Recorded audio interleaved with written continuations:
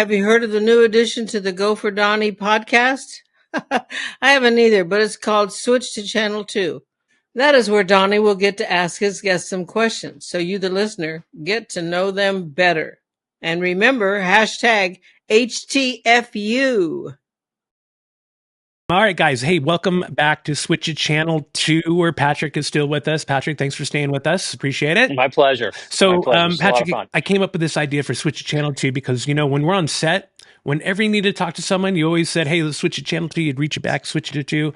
Everyone else would listen in, right? Yeah. Everybody else switches to channel 2. You have your chatter, and then you switch back to your respective channel. So this is Switch to Channel 2, where we can talk about anything and everything, but we really just want to. So this is kind of like how it is on set, because we've just switched to Channel 2, but yet everybody's still listening. Everyone's still listening, and we can talk.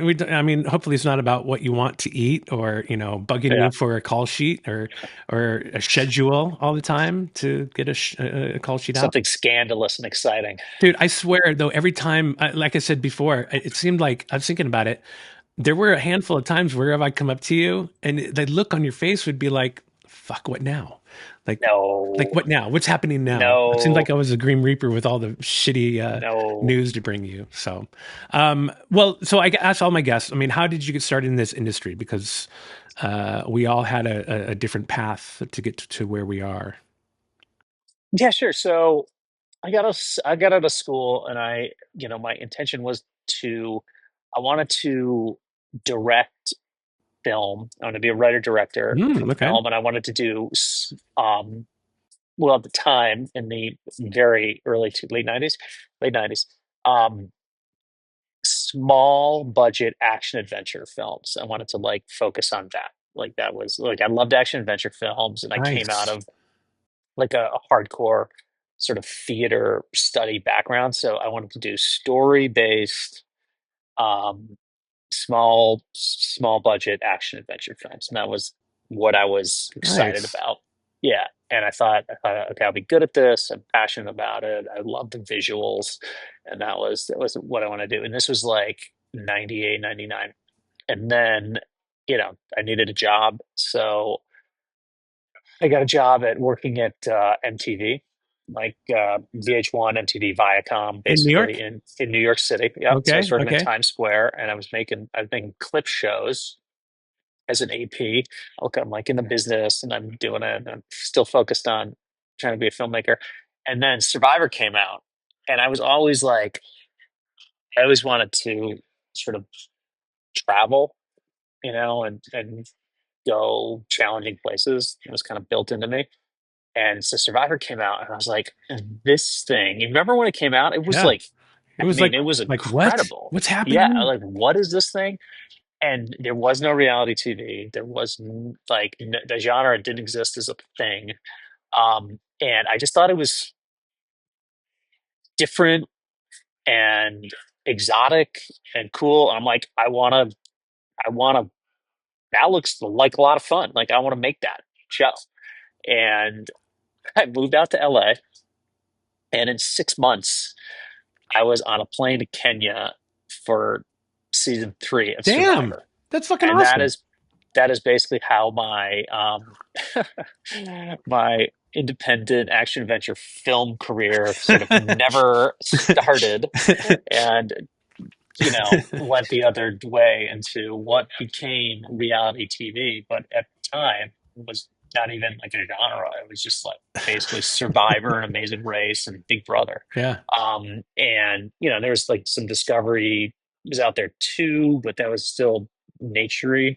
And yeah, I rolled with Burnett for probably 5 years, just making all the things: Survivor, 6 seasons of The Apprentice, then a show which was a hit for a second on NBC called The Restaurant. It was a good time. Nice. That's awesome, dude. That's how it all began. I didn't know that. So I started. I was just talking about this. I was at MTV Networks in Santa Monica. Oh, no way. Yeah, and got a gig there through someone we knew in HR, and I literally answered phones at the front desk for a summer because I didn't know what I wanted to do at the time. And then went upstairs and went through development in Nickelodeon, and ended up in development MTV too, and jump ship on production. But it's cool how a lot of people come from MTV networks, man. That's where a lot of people, It really is. I mean, it's kind of like it's a bit of a shame. It's kind of tragic to see what it's become, and it's not a thing anymore. But just recently, they said they're closing shop. Right, all MTV is closing down. I At don't least the channels know. I are, don't the know if it music was like channels. I don't know if it was all. I think it was the music channel, which was separate from like the main MTV channel. I think there was like multiple MTV channels.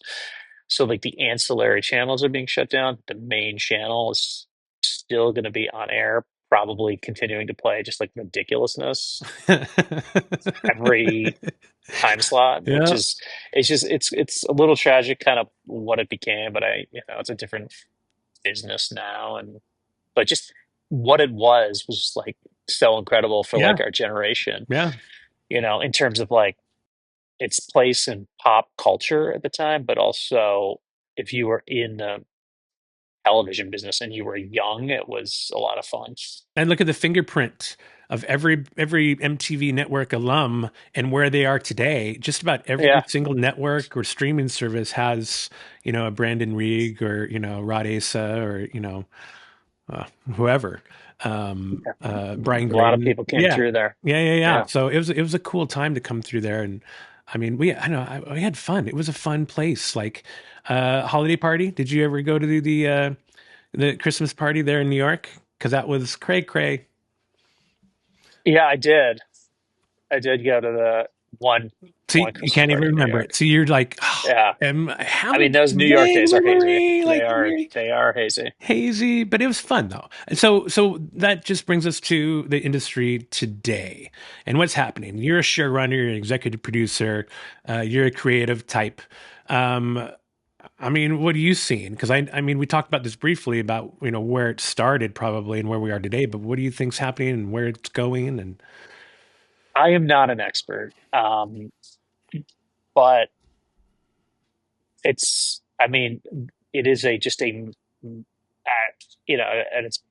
at its base, it's just a massive contraction, right? I mean, that's yep, what we're looking down the barrel of. I think previously, you had cable TV, and cable TV had a lot of channels, and to hold on to the carriage deals, the channels had to program quite a lot of original programming um, during during their hours during prime time. So you take all those channels and you take all their primetime hours. At the minimum, they were required to program them because of whatever their deals were, right? So you had all these channels they needed to program, and then that was the business, right? And some of the shows worked and they would continue, and some didn't, and they make new versions, and that was this somewhat dysfunctional, somewhat healthy business that we all kind of worked in.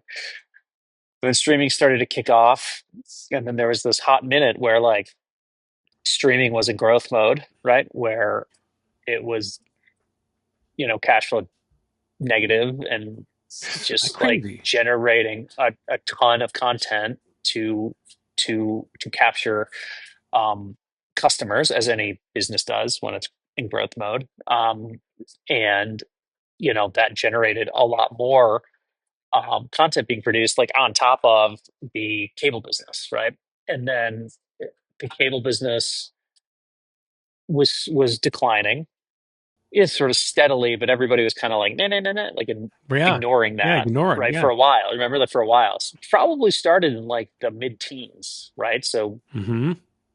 14, 15, 16. I mean, people were like, cord cutting was a term, but people were generally like not acknowledging it, or were, but weren't, and then but it was declining at a measurable rate. And then streaming was there, and building and growing, and like Netflix was cool, and it wasn't like it is now. It was like sophisticated, beautiful programming. Now it's like Well, just whatever. it's kind of like whatever. It's like cable. It's just like a lot of um just content. And then, I mean, a lot of things happened right? But those two things were like these unstoppable forces, right? So the decline of cable was happening already, at a measurable, and the businesses and the billions of dollars going into these streaming companies was real. And at some point, they were going to need to change from growth model to cash flow positive and generate a profit for their investors. Now, what triggers that and why and when is all TBD, but it was always going to happen at some point, right? And when they do that, they increase the costs, or they increase the price and they cut the costs. And when they cut the cost, they cut the programming. Yeah. They're not making as much anymore, right? So from my point of view, it's like those things were happening like literally anyway, right? So they say now, last time I looked, the cable's declining like 8% per year ish on average. So it's declining at 8% per year, and the median age is going up depending on the channel, but is in the 60s just on all linear. So like the median age on like all linear is like 60s. Now it depends on what channel and what it's going to be, and some trend younger in the 50s, but it's like that is the state. That is those are the numbers. Like that is what's happening. Like the age is going like this, the total number of views is going like this, and it's just declining in terms of like how many people are there, the amount of programming, because a lot of these channels aren't channels anymore. So those are going away. They're not programming for them, and then what they are making, they're spending less on, because the businesses still throw off a lot of cash, and if they can manage that decline and continue to program for it, then the businesses will continue to be profitable. But they just need to chase those costs down, right? So that's happening, and then simultaneously, when you have that ecosystem that I mentioned earlier, where you have like all this content being made, all of a sudden that's not happening anymore, right? And they don't need to program for this stuff anymore. And when you think about like the franchise that has like 7 different versions of the show, and if they want to move that to streaming, they really just need one. They don't need 7 versions across their many channels, right? They need the one version, and they need it to be good, right? And then that's what people are going to watch. So, from my point of view, right? So, you have basically all that's just a contraction. Now you take that environment, right, of like all of a sudden, a lot of people that got into the business as streaming was like taking off, like they only know like tons of shows being produced. Like I remember like the mid 2000s, you know what I mean, when there's not that many shows being produced. So it kind of feels like we're going back to that. Yeah. A couple of broadcast shows that are big. There's some other, they still try new stuff from time to time, and then some cable shows, right? Sort of like what it feels like we're going back to for me. So you have this system anyway, where like, declining amount of shows, the streamers, everybody's seeking out healthy cash flow, right? Healthy balance sheets. And that just means general reduction in content, right? And then you take that and you put on top of that, which was happening anyway. Right. Totally happening anyway. The pandemic, yeah, right? Just explodes things, kind of. And then it gets put back together, and then you put the strikes on top of it. Like people think of the strikes as like this thing that started it all, but like it's not at all. Thank you, because I keep hearing that. I'm like, no, you don't understand. It goes farther and back farther than just the strikes. No. Yeah. So you put that on top of it, the strikes on top of it. And the strikes were basically like, these large corporations were like psyched because they had fucked up balance sheets anyway, right? So like, oh, great, we don't have to make any content for 6 months, so we can just pause everything. We can take a breath and just like work off our library or whatever their plan was. I don't know exactly, but something to the extent where like they're saving money. And that happened in addition to this. Right. This sort of content degradation that was already happening. So then you come back from the pandemic, you come back from the strikes, people have a different slogan for every year, and none of it, I do appreciate the optimism, but like none of it is really substantial. I mean, I think everybody just has to understand that content landscape with the streamers and the cable is just like facing a massive contraction. I mean, there's still going to be content to make and consume, of course, but like, and on top of that, you have the growth of user generated content, and it goes back to, the saying, it's like competition for time. You're not competing against like other content. You're competing against time, Instagram and fucking TikTok and whatever. That's just like, if people can burn an hour doing that, that's time in their lives that like wasn't a factor previously that is now, that they're not going to be watching a show, right? So you just add that on top of it too, which means less eyeballs, which is most of the time what they're selling. And then YouTube is now over 10%, of all like living room content or something. It's crazy like that, right? Yeah. So I mean, and some of the YouTube user generated stuff is like really good. Yeah. I mean, I have no idea like how it does financially, but I'm assuming the big stuff does really well. I mean, obviously Mr. Beast is a thing. He's a beast. Pioneer. Mr. Beast. Yeah. And you imagine all these are just like little businesses without all the restrictions that a major company is going to have, like a production company or a major distributor. You could just make stuff free and clear without a lot of red tape and costs. So, and they're just pumping out some pretty good stuff. And in our world, like I think, not all, but a lot of the car content has just been seeded to the YouTube because some of the stuff is really good. I don't think you see the high production value that we were making, but the degree to which viewers care is unclear. Right. Some of the stuff is really good in terms of like information, and is it as fun to watch visually as like a great Top Gear episode? I'm not just talking about the stuff that we made. I'm talking about any of them, like the UK version. Like, yeah, I don't know. I think it's a different level. It's a different level. Yeah. I don't think it is. I don't think it is as exciting and sort of thoughtful, just in terms of its visual language and production value. And as somebody that knows that concept really well, sometimes I feel a little copycatty. You know what I mean? Like it's not its own voice; it's trying to be something else. But there's some really great stuff up there. I mean, I love the stuff that Camisa does with Haggerty. Like I think that is simple, entertaining, cool stuff. Like I really enjoy it. Like I'll pop that stuff on and watch it, even if I've already seen it sometimes. Like, I like Henry Catchpool. I like his stuff. I like those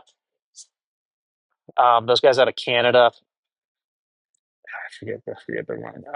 I think they're good. There's some good stuff, but is any of it that's sort of like, and I love it. I watch it, but it doesn't necessarily feel like it's the same production value in terms of like the visuals as like some of this stuff. So is there still a space for that content? For sure. Is anybody going to make it? I don't know. Is it just more? It's just more forgiving because you're watching it on this thing. Is that why they're able to get away with it and still get you to come back and click on it? I don't know if they're getting away with it so much as is that like they're just their own brand. Their brand is that, and it's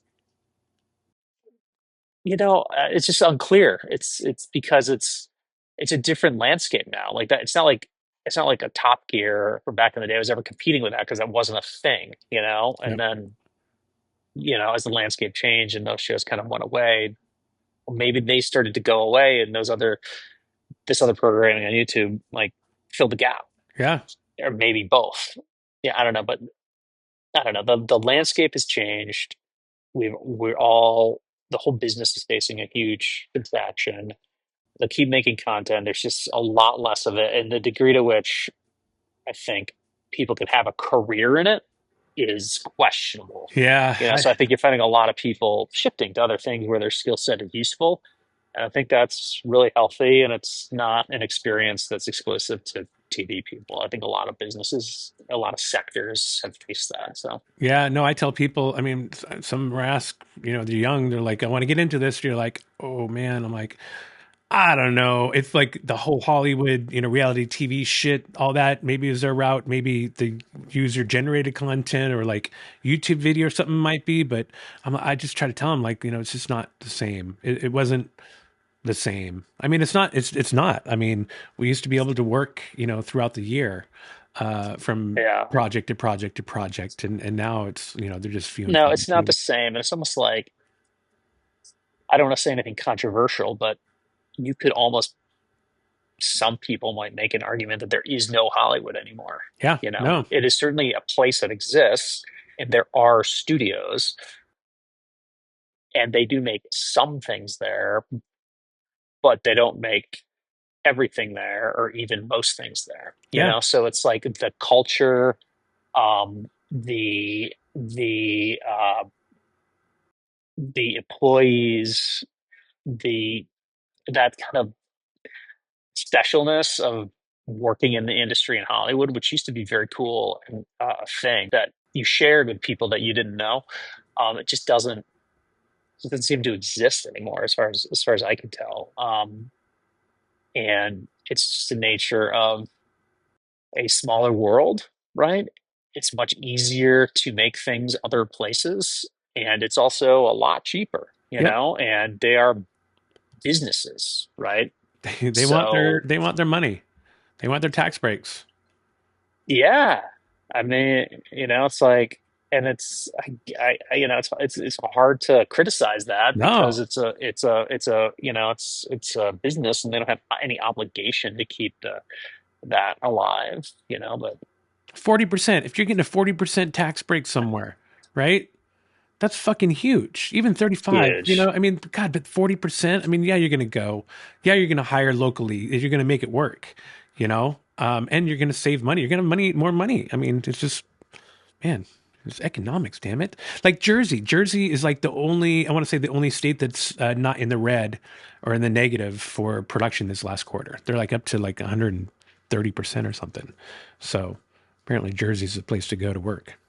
Yeah, and people argue about the California tax credits, and the state doesn't. A lot of the costs often on these things are above the line costs, and then they don't want to provide tax credits for above the line costs because they're people that like, live in the state anyway, oftentimes. And other places will give you that, and those are substantial numbers. So yeah, It makes sense. I mean, yeah. and you hit the nail on the head. This is why what has happened to our industry today, and you kind of put the roadmap of how we got here and like why it's not going to just bounce back right away. I think it's definitely shifted, and the work has gone elsewhere. There might be a few things here and there that's happening in LA, scripted wise, but I mean, it's just a different media world. I mean, they're still going to shoot stuff here. Yeah, It's just going to be few and far between. I mean, I just read that Michael Mann says he's shooting Heat 2 here. I guess that'd be a big deal, but it's, when there used to be so much shot here. I know. Isn't that funny? You get And as excited somebody about that one. what? That you get excited about one movie release. You're like, Yeah, oh I mean, yeah, and we're it's just back. like for our purposes and for my purposes, like, does it matter a ton if they're making Hollywood movies here? It's not what I make. Right. Um, so it's nice, but like it doesn't really affect me. I mean, at the end of the day, I think cable is just going to continue to decline and be consolidated until it's gone. I mean, the median age, most of the channels is like late 60s, early Fucking 70s. I mean, nuts. that's That's that's crazy. pretty old for your median age. So like I don't know if it'll even exist in 10 years. I mean, it will, but it'll just be so consolidated. Um, and there's just going to be nothing left. So you're effectively going to have, the streamers. And again, the streamers, the one thing we didn't talk about is like what they program for and how the way in which content is their business model is like completely different And their metrics are completely different than cable. I mean, cable TV or linear TV sells eyeballs, right? And however many you get is what makes it valuable, right? And that's just not how streamers work. You know, they have different metrics and they have different things that are important to them. And the fact that, you know, like selling ads is growing and it's very profitable for Netflix, say, and it's growing, but it's still not a substantial part of their business. But they also have completion rates on Mm-hmm. episodes and series to think about, and they have, you know, these sophisticated algorithms that can, you know, that basically use data analytics to inform their content choices, right? That take into consideration like incredible amounts of information that they have It's about fucking nuts. their viewers and individual viewers and viewer demographics, and you know how that data applies to whether people are part of the churn or whether they're sticking with it, and is that valuable to advertisers. You know, it's super interesting. You know, like the other, like my wife and my son have been watching this show on Amazon, and she pulled it up on her Amazon. Like we've got their little Oh yeah. icons for each of us, and she pulled it up on her Amazon. We were watching it. This was like a couple nights ago. I'm watching it with our son, and I'm like, what is this? Like, and it was serving ads because I guess we're too cheap to get the. I don't watch a ton of Amazon, right? Mm-hmm. It's funny because I watch Clarkson's Farm and that there's no ads, and then when we watch this other show, there is ads. But this was an old like cable show that she likes. I'm not going to name it. So maybe that's why there was ads. It's unclear. Anyway, the ads that she was getting, then she used my login to do it, and the ads were like completely different. But they were advertising stuff that was completely based on like basically like I'm like that's there because that's some shit I bought at Whole Foods. Oh You know, yeah. I mean, totally, right? And they kept advertising this brand called the Farmer's Dog, Oh yeah. which No. is brand of dog food. Like, we don't have a dog, but the name of the pub on Clarkson Farm is the Farmer's Dog, and he says it a lot. And I just was Oh, like, that's oh my God, I funny. just watched Clarkson's Farm, and I bet they're putting this ad here because this is the Farmer's Dog. It was just there, and they're advertising this because I literally just bought Wow. a different brand at Whole Foods like 2 days ago. Fucking You know, so listening. but I'm just saying, like, how they inform how all this stuff flows into content. It's like there will never be transparency for people like us that like make this stuff. There's never going to be transparency on it, you know. So it's all a bit of a guessing game, and the metrics are different among all of the distributors, right? So stuff that's important to Disney may not be important to Netflix, which may not be important to Paramount. You know, I mean, there's still room for just, you know, general prestige prestige buys, you know, but the meat and potatoes and stuff will still be there. And it's when will it all settle out? I don't even know. Yeah, 10 right. years? 10 years?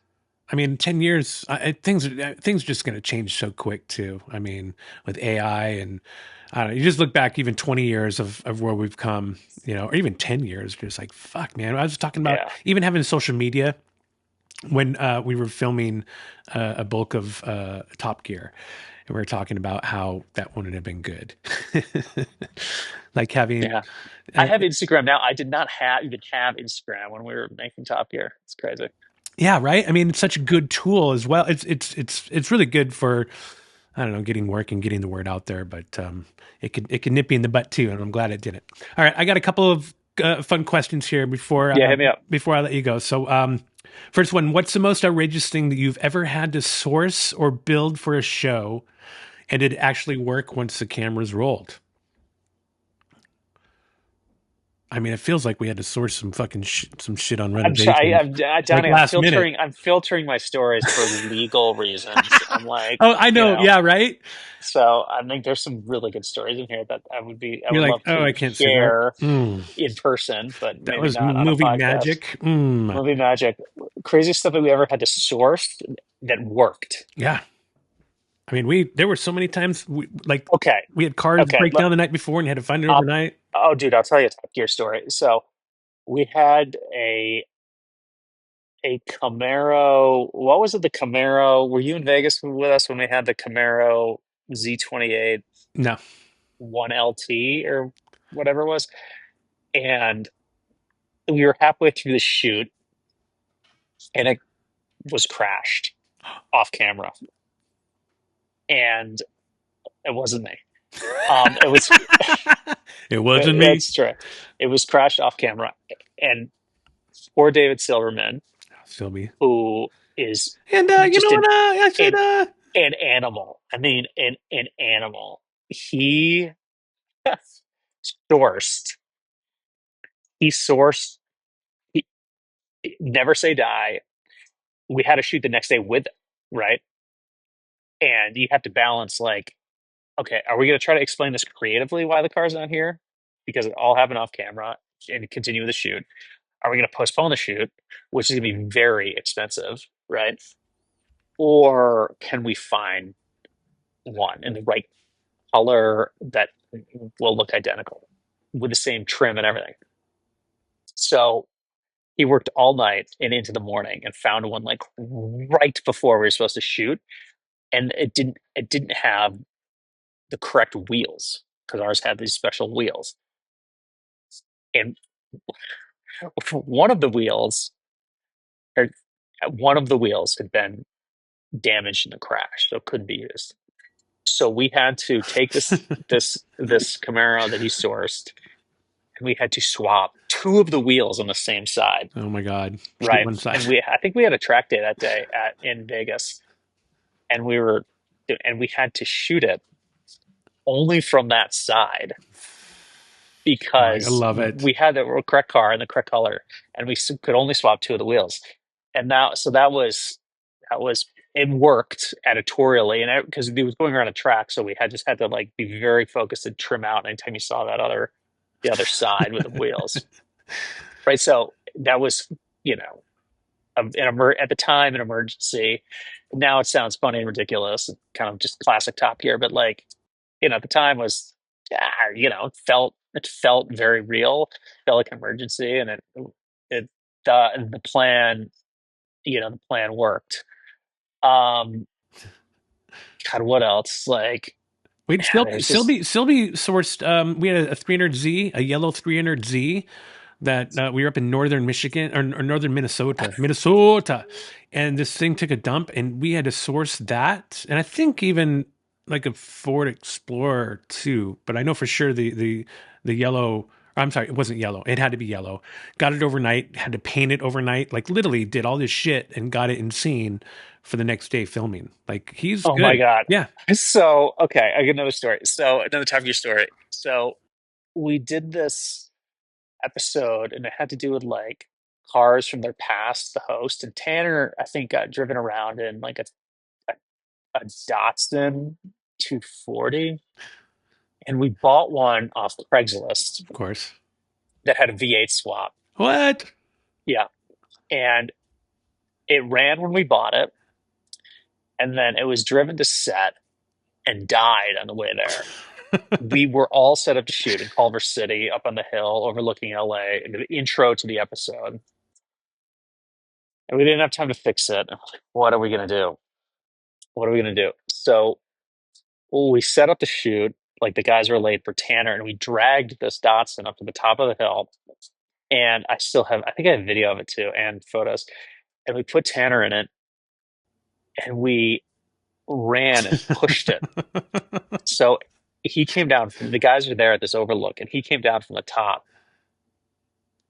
and he drives down, and then he pulls in. And in the cut, we put like engine sounds in, so it seems like he's Oh just my like pulling God. in, right? And then when they go to leave, he goes to start it and it doesn't start, and they leave him there.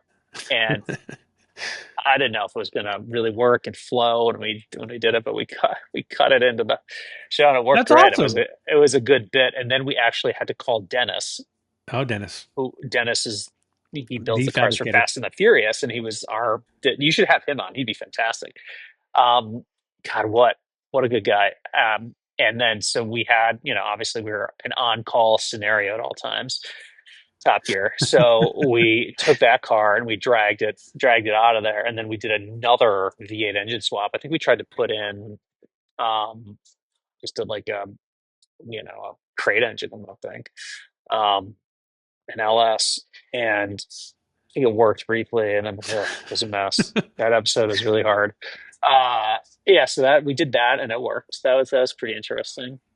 That's funny. We had a shoot at Eagle Mountain, and it was Tanner in a Subaru.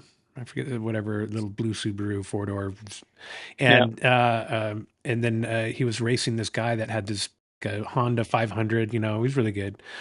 And so we stored everything up there. Rupert took his big jack out for his Land Rover at the time and left some shit up there. And we went back to the hotel in Palm Springs, Desert, whatever. Went back up there the next day. Oh, the shit was gone. Fucking someone got in there and stole the bike, all this shit. So dude had to come up with, someone brought out another bike that wasn't even the same that he had to ride and do the rest of the shoot with. But, we made it. I mean, there's a lot of those. They're pushing something in that didn't work, and you're just like, fuck, I just got a roll-in shot of it, and you just push it. And yeah, I mean, the magic of TV. I mean, me and Rupert worked on the show with Swizz Beats too. That was just like completely crazy. We got brought in the last minute when it was already in production, and there was some staff changes, and we came in, and everything was last minute. Every day we were up, just like the night before, trying to figure out the next day what would be cool, what Swizz like, how what's going to work for the show. Like everything was complicated and big and just like totally nuts. And you were constantly asking yourself, like, will this work? Like, okay, let's just do it. It's like we want to do this drifting scene. We wanted Swizz to go drifting, and we wanted to use, what is it, the haiku? There's this one highway outside Tokyo that's like pretty close, but it's a private highway. But they were shooting like a commercial on it that day, and we couldn't get it. I'm like, oh.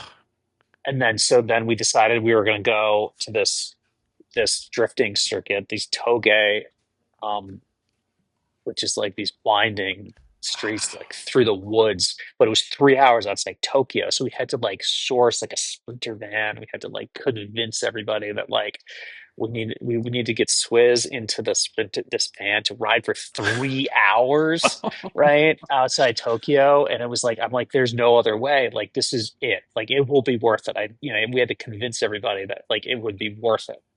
Like it's going to be so good that it's going to be worth the trip.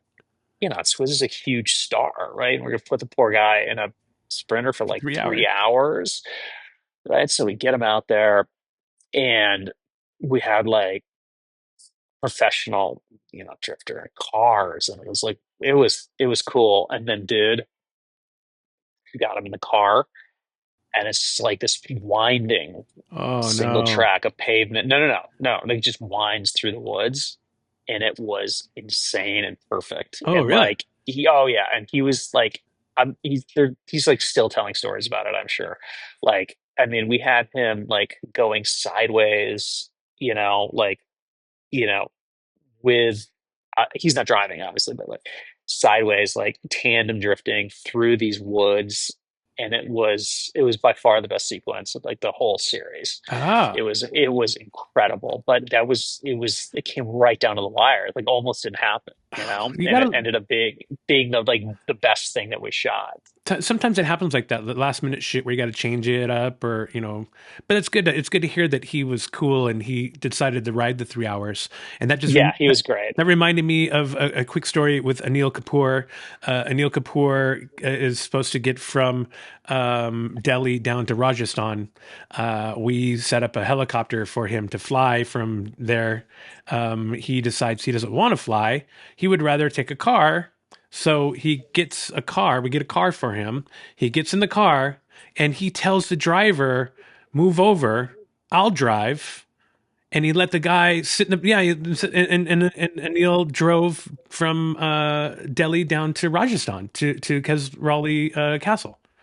Wow. Yeah, I was like, who does that? What an animal. I mean, that Anil Kapoor. What a guy. I mean, a lot of people are watching this probably no idea who he is. He's probably top five movie stars I in do have all of India. I have a large audience in India. You do? I do. Okay. Well, I mean, Anil, a big star. For those of you who don't know Anil Huge. Kapoor in India, huge. When he left and people found out, knew he was there.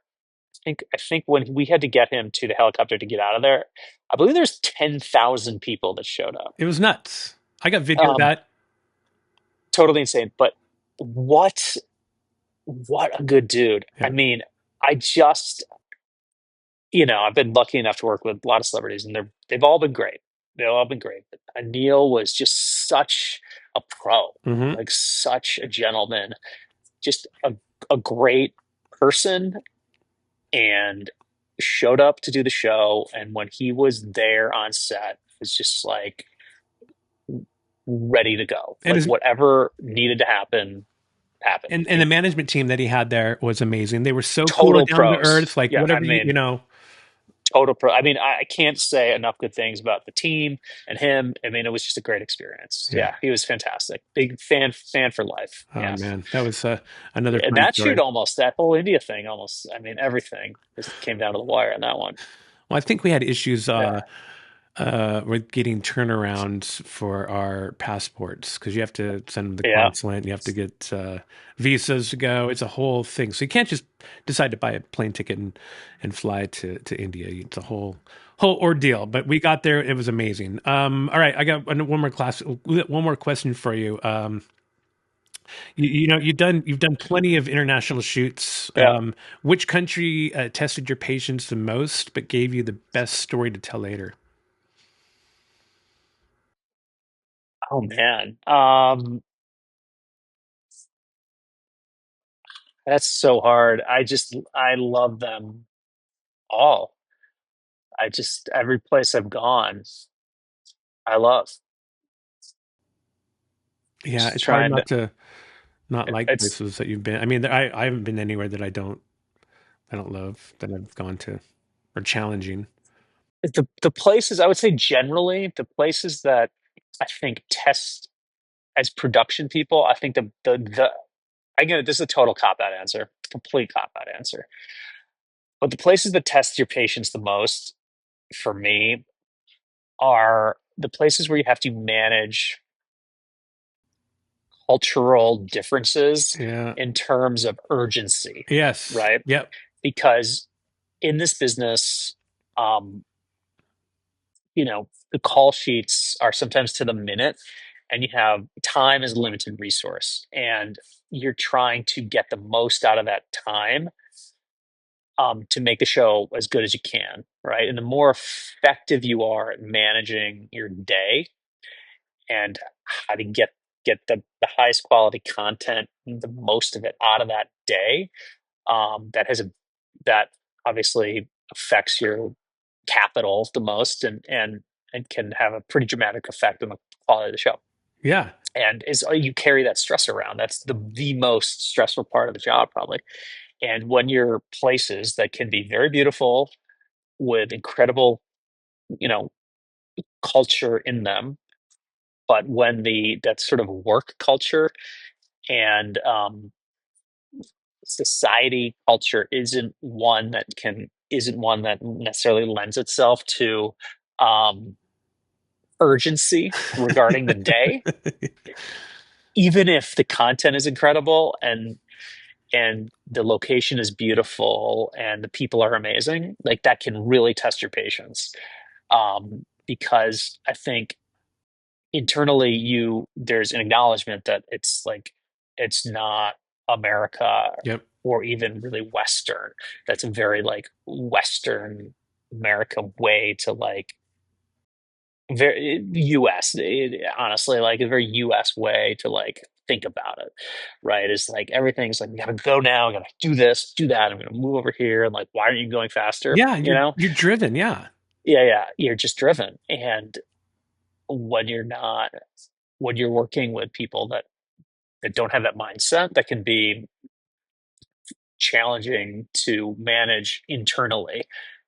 because it's not like that they're part of that and choosing not to do it. It's just like not how they're wired, So Yeah.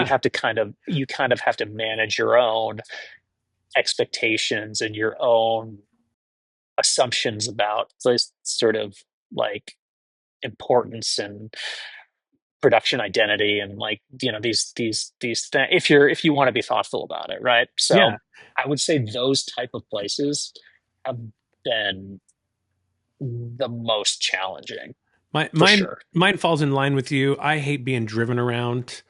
And it's usually when you're in a country when you have drivers and I just hate being driven around. I like to be able to get in something and go on my own if I want, or at my pace if I want. I don't like being driven around. So that's I where can understand my that. patience runs thin because, you're, and what to your point, like sometimes they're slower. They just, they'll get in the car and, not that it's not cool to check your mirrors and do all the 20-point check shit that you learned when you were 16.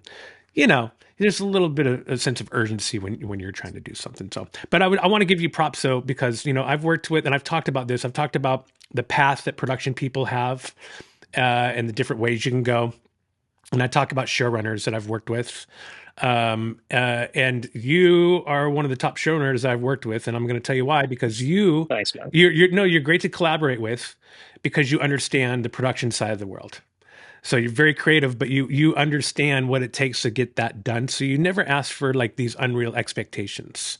What I found working with you, like you always, you had real expectations, and you collaborated really well. So, and I just don't understand why the system that we have is in place to where, some showrunners are brought up the ranks. They might be very creative. They might be very good at what they do as a producer, but they're not good people, or they don't know how to manage people very well, but they're thrown into this role of having to manage a whole production on top of everything else that you have to do behind the scenes. So kudos to you thanks, there, man. Mr. Patrick.